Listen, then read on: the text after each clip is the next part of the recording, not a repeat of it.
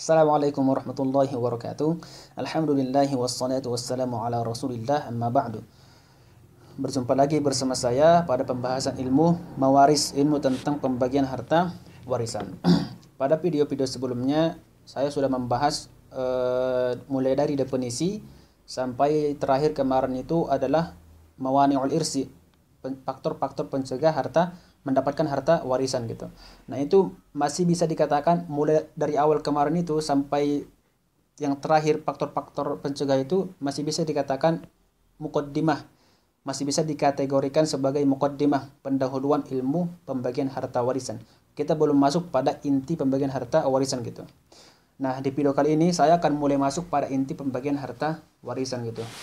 Nah, yaitu di video ini saya akan membahas pertama macaman ahlu waris ya. Maksudnya ahlu waris yang ditinggalkan itu ada dua macam. Ataupun apa ya? Ada dua golongan lah gitu.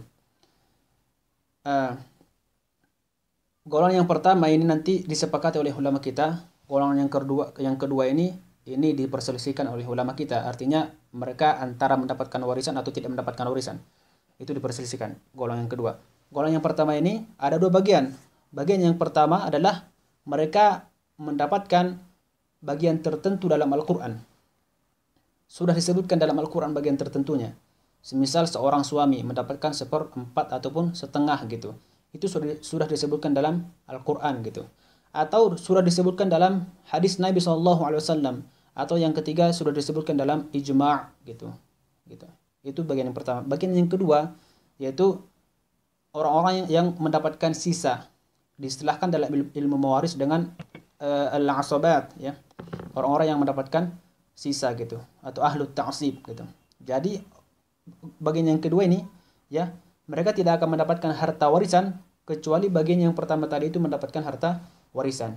Saya ulangi, al-asabat ini, orang-orang yang mendapatkan sisa ini tidak akan mendapatkan sisa itu ataupun tidak akan mendapatkan harta warisan kecuali bagian yang pertama tadi sudah mendapatkan harta warisan gitu. Saya kasih contoh seperti seorang istri meninggalkan seorang suami dan satu orang anak laki-laki. Maka si suami tadi akan mendapatkan 1/4 dikarenakan ada anak laki-laki tadi. Lalu si anak laki-laki tadi itu mendapatkan sisanya gitu.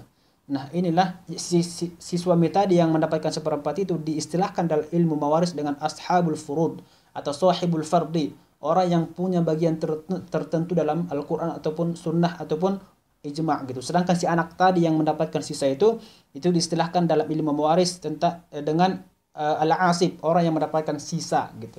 Jadi si anak tadi itu nggak akan mendapatkan bagiannya kecuali si suami tadi ya sudah mendapatkan 1/4 tadi gitu. Nah, itu dia. Itu golongan yang pertama. Adapun golongan yang kedua tadi yang diperselisihkan itu yaitu zaul arham, kerabat ya, zaul arham.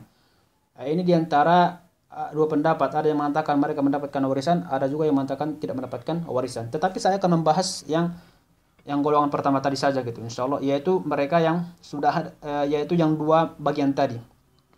Golongan yang pertama yang dua bagian itu. Bagian yang pertama sahibul fardi, kemudian al-asib. Sahibul fardi kan tadi orang yang ada bagian tertentunya dalam Al-Quran ataupun hadis ataupun ijma'. Sedangkan bagian yang kedua tadi yaitu mereka tidak ada bagian tertentunya ya. Tidak disebutkan dalam Quran, dalam hadis ataupun ijma'. Mereka hanya mendapatkan harta warisan sesudah bagian yang pertama tadi mengambil bagian mereka gitu. Nah. Kemudian pembahasan selanjutnya saya akan membahas juga mereka orang-orang yang akan mendapatkan warisan dari pihak laki-laki dan pihak perempuan di video ini insyaallah. Jangan kemana-mana. Oke. Sekarang kita akan membahas tentang ahlu waris ya, dari pihak laki-laki dan pihak perempuan. Sekarang dari pihak laki-laki. Di sini ada 10 orang. 1 2 3 4 5 6 7 8 9 10 orang. Ini secara ringkasnya, artinya nanti kalau kita sudah telusuri satu-satu, itu nanti akan bertambah menjadi 15 orang dari pihak laki-laki. Siapa saja mereka? Yang pertama adalah anak laki-laki. Dari pihak laki-laki Yang pertama adalah anak laki-laki. Kemudian yang kedua, cucu laki-laki. Cucu laki-laki berarti anaknya si anak. Cucu laki-laki berarti anaknya si anak. Kemudian yang ketiga ayah. Ayah. Yang keempat kakek. Kemudian yang kelima saudara. Di sini nanti saudara itu ada 3 orang. Saudara kandung, ya, dan saudara seayah dan saudara seibu. Kemudian yang keenam, anak saudara. Anak saudara ini ada 2. Ada anak saudara kandung, ada anak saudara seayah. Tidak ada anak saudara seibu, gitu. Maksudnya tidak menjadi salah satu pihak laki-laki gitu. Kemudian yang ke-8, paman. Paman kandung dan paman seayah gitu. Kemudian anak paman kandung, anak paman seayah. Kemudian suami dan yang terakhir tuan, yaitu orang yang memerdekakan budak gitu. Berarti semuanya adalah totalnya 15 orang. Saya hitung kembali. Yang pertama anak laki-laki 1, cucu laki-laki 2, ayah 3, kakek 4, saudara kandung 5, saudara seayah 6, saudara seibu 7, anak saudara kandung 8, anak saudara seayah 9, paman kandung 10, paman seayah 11, anak paman kandung 12, anak paman seayah 13, suami 14, tuan yang memerdekakan budak 15. Berarti semua pihak laki-laki itu, ahli waris dari pihak laki-laki semuanya bertotal 15 orang. 15 orang. Ini dari pihak laki-laki. Kemudian dari pihak perempuan, ya. Di sini ada saya tuliskan 7 orang. Nanti kalau kita telusuri satu-satu itu nanti akan bertambah menjadi 10 orang. Siapa saja mereka? Yang pertama adalah anak perempuan. Dalam istilah bahasa Arab diistilahkan dengan bintun, anak perempuan. Kemudian cucu perempuan, ya. Putrinya si anak, ya. Cucu perempuan, cucu anak dari si anak ini. Anak perempuan dari si anak laki-laki ini. Cucu perempuan yaitu putrinya si anak laki-laki ini. Bukan putrinya si anak perempuan ini, gitu. Itu cucu perempuan. Kemudian yang ketiga, ibu. Yang keempat, nenek. Nah, di sini nenek dari pihak ayah dan pihak ibu. Kemudian saudari. Di sini ada 3 orang. Ada saudari kandung, ada saudari seayah, dan ada saudari seibu. Kemudian istri, dan terakhir tuan, yaitu orang yang memerdekakan budak gitu. Oke. Jadi berarti nanti totalnya ataupun semuanya pihak perempuan ada 10 orang. Kita hitung yang pertama anak perempuan, yang kedua cucu perempuan, yang ketiga ibu, yang keempat nenek.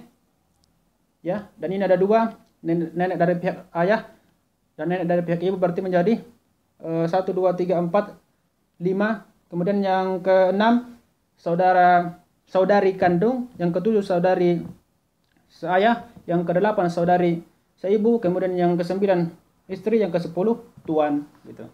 Jadi inilah semua ahli waris, ya, baik dari pihak laki-laki dan pihak perempuan gitu. Secara ringkasnya kalau dari pihak laki-laki secara ringkasnya ada 10 orang, dari pihak perempuan secara ringkasnya ada 7 orang. Kemudian pihak laki-laki secara detailnya ataupun ya secara detailnya itu ada 15 orang. Kemudian perempuan ada 10 orang, ya. Inilah semua ahli waris gitu.